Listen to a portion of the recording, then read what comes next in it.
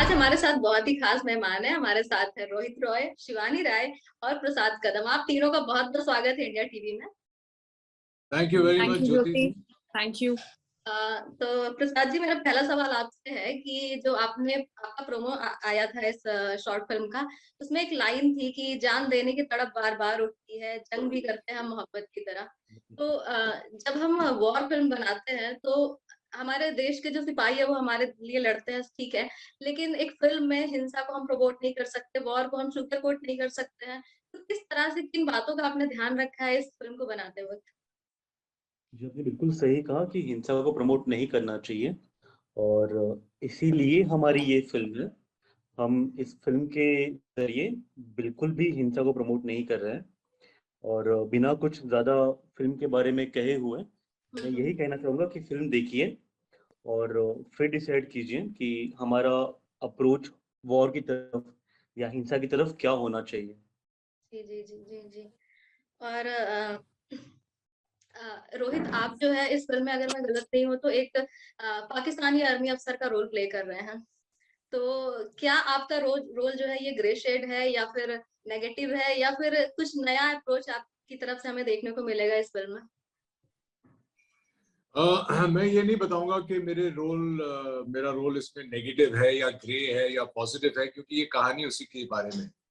इतना जरूर कहूंगा कि बहुत चैलेंजिंग था ये रोल प्ले करना, क्योंकि जब भी आप हिंदुस्तान में किसी पाकिस्तानी किरदार का रोल, खासकर पाकिस्तानी आर्मी ऑफिसर का रोल निभाते हैं, तो कहीं ना कहीं आपको ऐसे कुछ काम करने पड़ते हैं जिससे इंडियन ऑडियंस आपको हेट करे।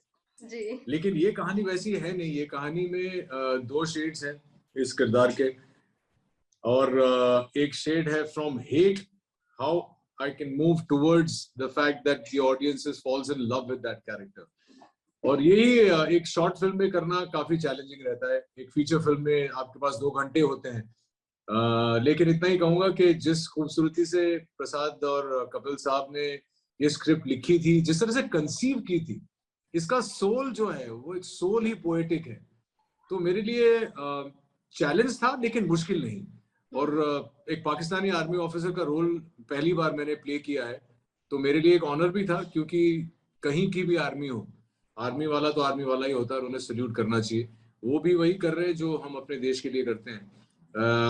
लेकिन हाँ, मेरे अंदर का एक्टर जो है वो ये कोशिश जरूर कर रहा था कि ऑडियंसेस पहले शॉट में उस आर्मी ऑफिसर को हेट करें। शिवानी, आप जो इस फिल्म है, ये आपकी डेब्यू फिल्म है, तो इस कहानी में जो आपका रोल है बहुत ज्यादा अभी नहीं पता है लोगों को। तो सबसे पहले यही बताइए कि कितना इम्पैक्टफुल है आपका रोल, और क्या रोल है आपका, ये भी बताइए अगर थोड़ा बहुत बता सकें।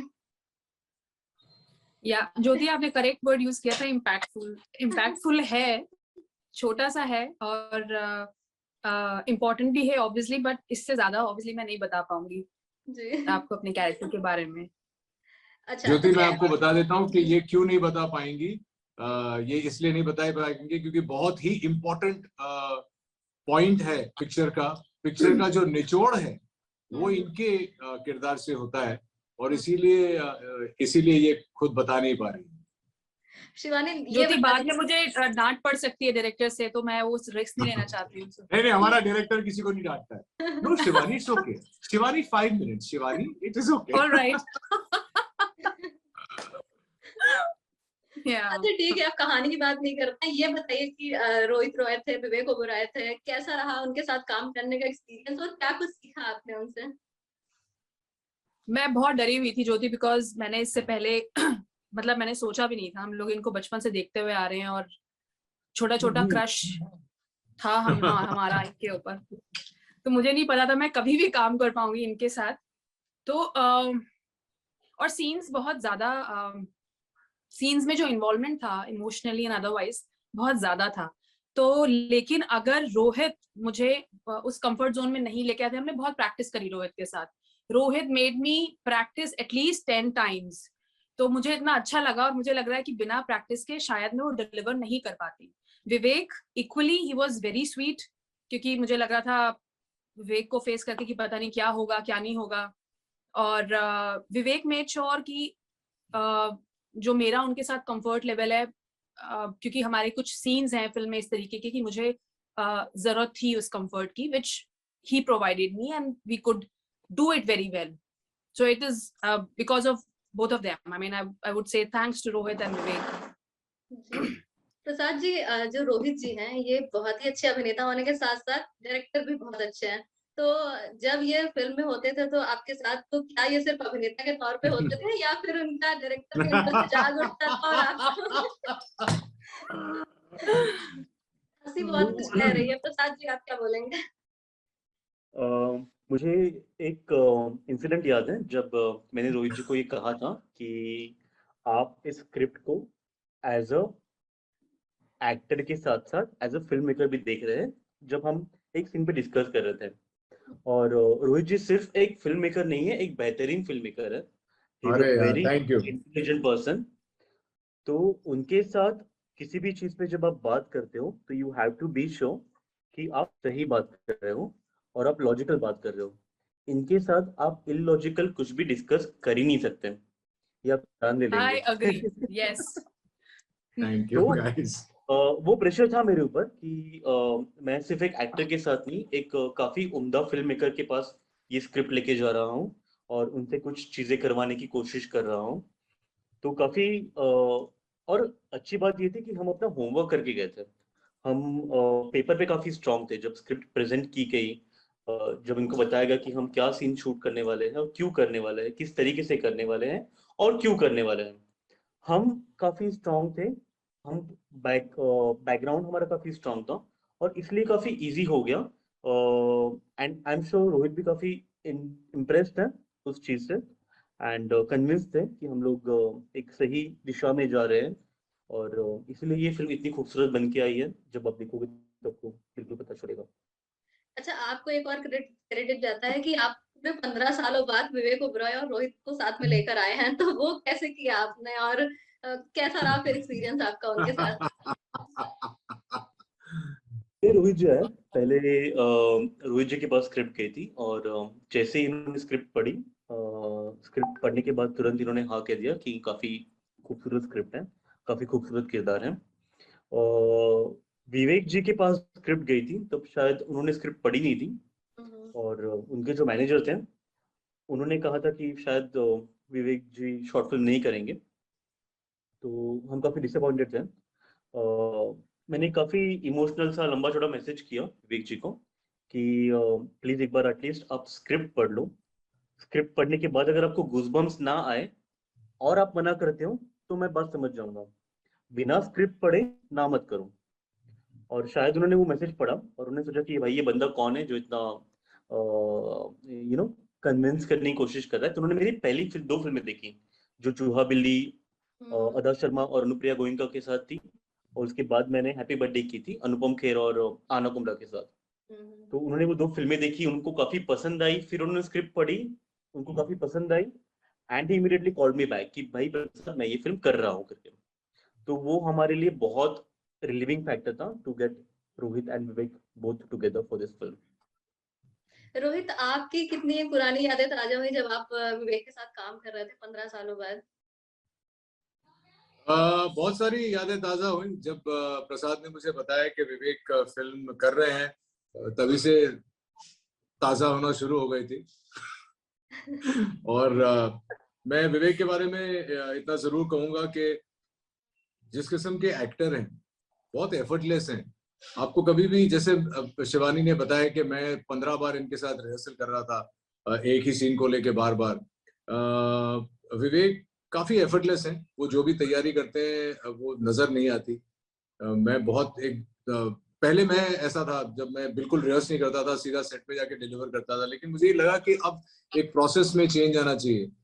तो विवेक के साथ 14 साल हो गए शूट आउट लोखंडवाला को, उनके साथ काम करके तभी भी मजा आया था, अब भी मजा आया। He is a boys boy. बहुत हम बिचिंग करते हैं जब साथ में बैठे होते हैं, और शूट आउट में जितने लोग थे उनमें से कुछ थे जिनके बारे में तभी भी बिच करते थे, और इस शूट के दौरान भी हमने काफी बिचिंग की। मेरे जो सीन्स थे शूट आउट में, क्योंकि मैं और विवेक ऑलमोस्ट पूरी पिक्चर में साथ में it was great to kind of relive those days because Shootout at Lokhandwala stays one of my favorite films. Hit तो थी लेकिन क्रिएटिवली बहुत सेटिस्फाइंग थी, क्योंकि जिस किस्म का किरदार मैंने उसमें प्ले किया था फट्टू भाई का, और क्लाइमैक्स में क्योंकि वो जिस तरह से वापस आता है, 1 महीने में हीरो की री एंट्री होती है, तो उस जमाने में वो सब होता था, वो सब ध्यान देना पड़ता था कि अच्छा मैं ये प्ले करूंगा। लेकिन बहुत मजा आया था उनके साथ काम करके। और like I said then and I repeat it now, he's one of the most versatile actors India has, and ये मैं इसलिए नहीं कह रहा हूँ कि आपके साथ बैठ के इंटरव्यू कर रहा हूँ वर्सेस ऑफ वॉर, लेकिन मेरा ये मानना है कि बहुत ही वर्सेटाइल एक्टर है। उनका जो टैलेंट है वो अभी तक टैप नहीं हुआ है, मुझे ऐसा लगता है, क्योंकि मैं जानता हूं कि मेरा टैलेंट भी अभी तक टैप नहीं हुआ है। So one it takes one to know the other, और मुझे लगता है Vivek has a long long way to go. अगर सही तरीके से सही चीजें उनके पास आती रहे तो वो बहुत उम्दा कलाकार है, बहुत।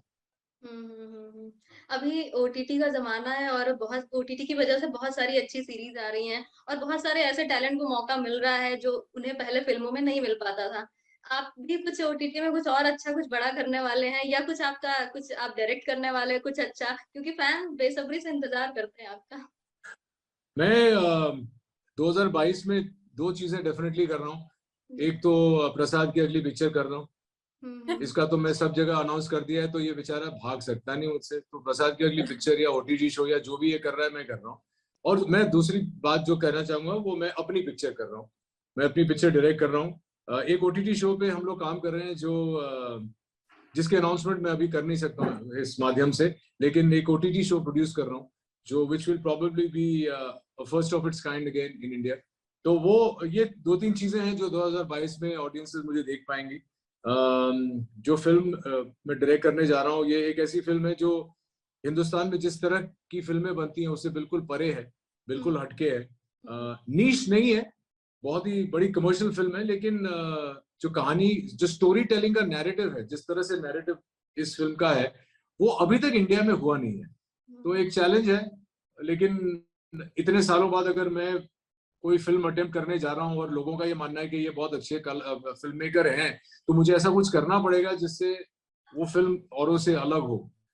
तो बस कोशिश यही है कि ये चलता रहे सिलसिला। एक्टर के तौर पे 2-3 चीजें हैं जो मैं कर रहा हूँ। एक बहुत ही, प्रसाद knows about this, I don't know whether Shivani knows, ज्योति, मैं अंबेडकर की जिंदगी पे एक प्ले हो रहा है दिल्ली में।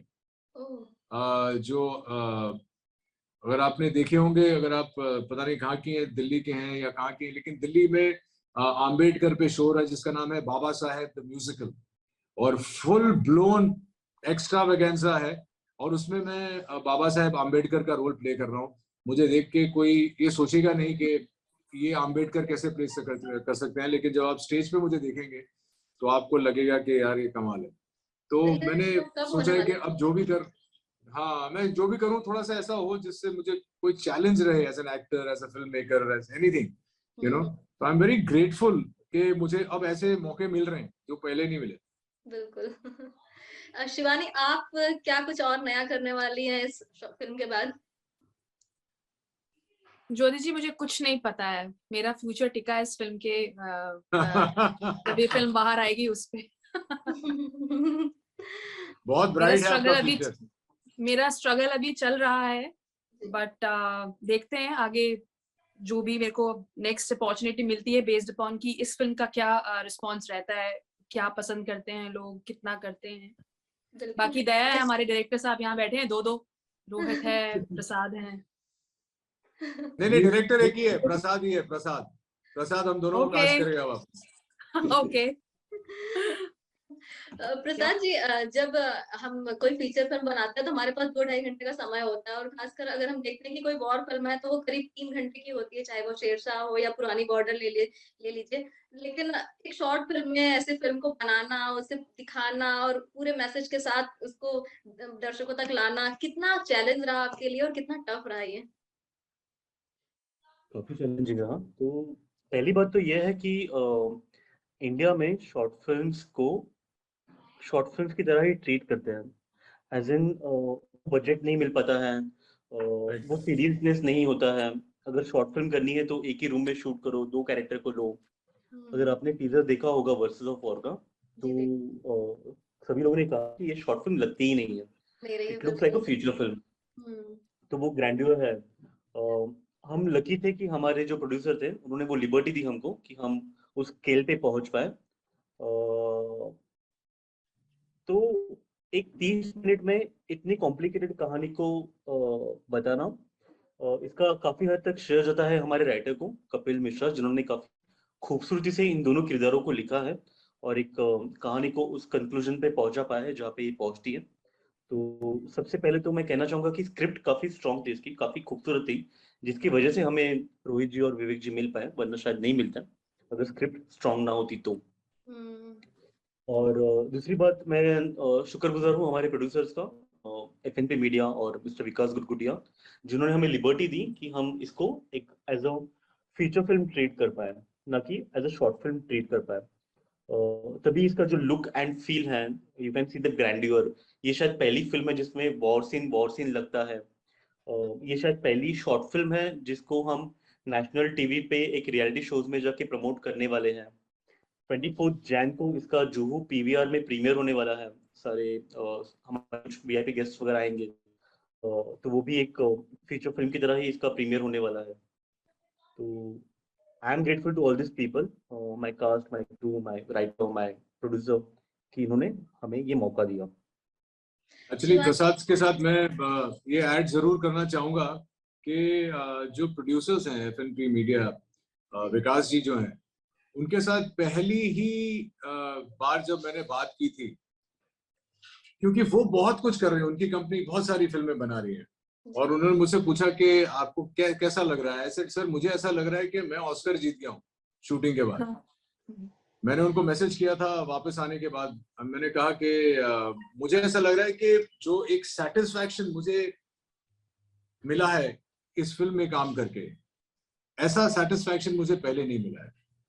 फिर उसके बाद मैंने फिल्म देखी, फिर मैंने उनको मैसेज किया, फिल्म की डबिंग के बाद मैंने उनको मैसेज किया कि विकास जी, मैंने तो ऐसी फिल्म, शॉर्ट फिल्म इंडिया क्या, जिस बजट में हमने बनाई है, लेकिन जिस स्केल पे प्रसाद ने उसे एग्जीक्यूट किया है, मैंने ऐसी शॉर्ट फिल्म नहीं देखी। और इसमें मैं हूं, अगर नहीं होता, मान लीजिए इस रोल में अगर मैं नहीं होता, तो मुझे बड़ा बुरा लगता कि यार, होता है ना कभी कभी आप कोई फिल्म मना कर देते हैं या कहते हैं नहीं यार ये नहीं है, ठीक है शॉर्ट फिल्म में देख लेंगे बाद में, इससे फर्क नहीं पड़ेगा। अगर मैंने ये फिल्म देखी होती और अगर ये रोल में मैं नहीं होता, मुझे बड़ी जेलसी होती, बहुत जेलसी होती। और ये बात भी मैंने विकास जी को बताई कि मैंने बोला कि बहुत मैं खुशकिस्मत हूँ कि इस फिल्म में काम करने का मौका मिला। शिवानी, आप अपने दर्शकों को बताइए कि ये फिल्म वो कहाँ देख सकते हैं और कब देख सकते हैं? ज्योति जी, ये फिल्म जो है YouTube चैनल पे रिलीज हो रही है। YouTube में जो बेसिकली FNP मीडिया करके जो हमारे प्रोड्यूसर्स का अपना चैनल है, तो 26 जनवरी को ये FNP मीडिया YouTube पे रिलीज होगी। ओके, उम्मीद है फैंस बहुत पसंद करेंगे आपकी ये फिल्म, और फिर आप और अलग अलग प्रोजेक्ट्स में दिखें। रोहित जी बहुत बहुत शुक्रिया, बहुत बहुत प्रसाद जी आपका भी शुक्रिया हमसे बात करने के लिए। Thank you. Thank you Jyoti.